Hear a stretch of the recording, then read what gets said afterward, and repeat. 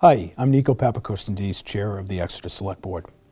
The town of Exeter has grown dramatically, particularly in the last 3 decades. We have seen development explode with the construction of facilities such as Riverwoods and Sterling Hill, as well as new housing developments along Kingston Road, Ray Farm, the residences at Colquitt Pond, Woodrich Lane, Rennie Lane, and many, many others. Additionally, Exeter Hospital has expanded 3 times in that time period, and PEA continues to improve and expand its facilities annually. In the last 10 years alone, the town of Exeter has seen nearly 1 million square feet of new construction, much of that in the Epping Road, Continental Drive, and Industrial Drive areas. In addition, the high school is now located on the outskirts of town, and as new growth occurs, it increases our public safety needs. The town of Exeter has grown from a population of approximately 11,000 people in 1979 to around 16,000 presently in 2023. As the town expands, expectations of local government has changed, including public safety. Modern-day police and fire departments are expected to respond quickly, provide best-in-class care, and serve the community to be the best of their ability by supporting a safe environment for all to live and play. In 1979, Exeter built the current public safety building on Court Street, which houses both the police and fire departments, respectively. Much has evolved in public safety since then, and after 40 years of successful service, the departments have now outgrown their current spaces. The town started to explore how to deal with this issue by approving $50,000 for fire and police staffing and deployment analysis. And again, voters approved an additional $100,000 for the purpose of studying alternatives for a new public safety complex. This video will explain the limitations of the current facility, the process for the proposal, how the project meets the needs of police and fire now and in the future, and the financial impacts on residents. As a first step in the process, we worked with the Center for Public Safety Management to review the program needs for both the fire and police departments. This process yielded a report that highlighted deficiencies in the current public safety building, and it called out the need for future building or buildings if built.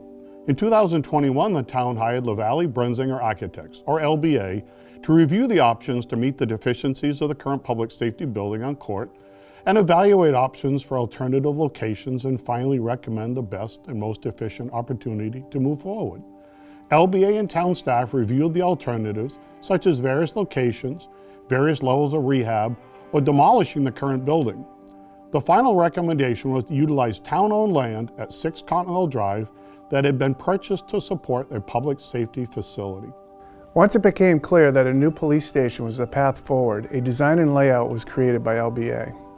Town staff reviewed the proposal and due to the significant anticipated costs, proceeded to cut over $1 million worth of square footage from the plan. This was before presenting it to the community. The proposal is efficient while still meeting the current and future needs of our public safety departments. At the March 2023 town election, a warrant article of $16.3 million for constructing a police department with a fire substation went to the voters. A majority of voters voted for the project. However, a supermajority of 3/5 was needed, and the project missed by 45 votes. This year, we are again presenting the project as town staff and committees believe this project is essential for the town moving forward. Policing has changed dramatically in the last 40 years, but the building is not. The police and fire departments have utilized every square inch possible in our current building. Our #1 concern is safety, and the safety of the public, the safety of our staff, and the safety of those in our custody.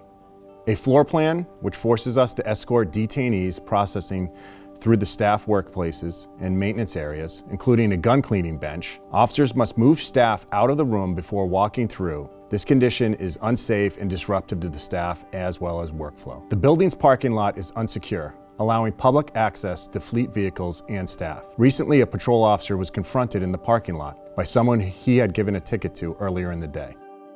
Dispatchers must leave the dispatch center to greet visitors in the lobby after hours, creating a lapse in response time for answering the phone or the radio. Our current evidence storage rooms are at capacity, forcing us to use additional spaces such as old juvenile cells for firearms and drugs evidence storage. Cold case file storage cannot be accommodated on site and must be stored off-site in a shed that is not secure from the elements, pests, or adequately fortified. Workspace for officers and dispatchers is significantly limited. Through the years, the building has been retrofitted to meet the demands of current-day policing. Hallways and closets have been renovated into workspaces, a break room, and kitchenette. The department also lacks a private interview room where officers can talk with victims or witnesses and supervisors can work with subordinates. or residents can even engage with the police. Currently, no space is large enough to hold proper roll call for more than 3 officers at a time. The department has gone from 1 detective in 1979 to a current staff of 5. The detectives sit in an open concept area that does not provide privacy for intimate casework and follow-ups. The layout affects victim and witness privacy as well as case integrity. Men and women's locker rooms are over capacity. Today, officers must be outfitted with bulletproof vests, radios, tasers, and body-worn cameras, all of which barely fit into the limited locker space available. A few of these items also need to be charged, which causes additional space issues. Building a fire substation would serve 2 functions for the fire department: improving response times and addressing space limitations for staff and equipment. Right now, it takes approximately 11 minutes to reach Exeter High School and points north and west of downtown when a call for service comes into dispatch. Nationally, a 4-minute response time from the station to the scene is a standard best practice. Currently, only 78% of our calls meet the 4-minute standard. However, the high school and points north and west can take significantly longer. This distance poses a danger for any potential incident at the high school.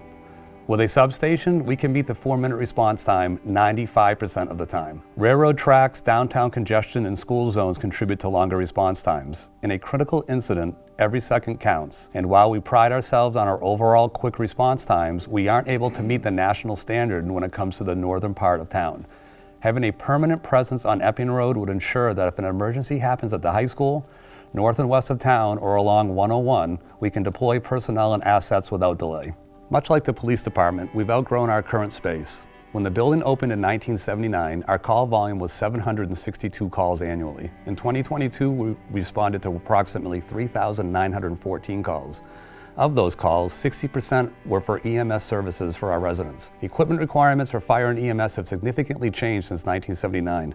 Engine and ladder trucks are much larger, staff must wear more life-saving equipment, and must also have access to decontamination areas to protect themselves from harmful contaminants from fighting fires. EMS requires constant training and a review of supplies and testing of equipment.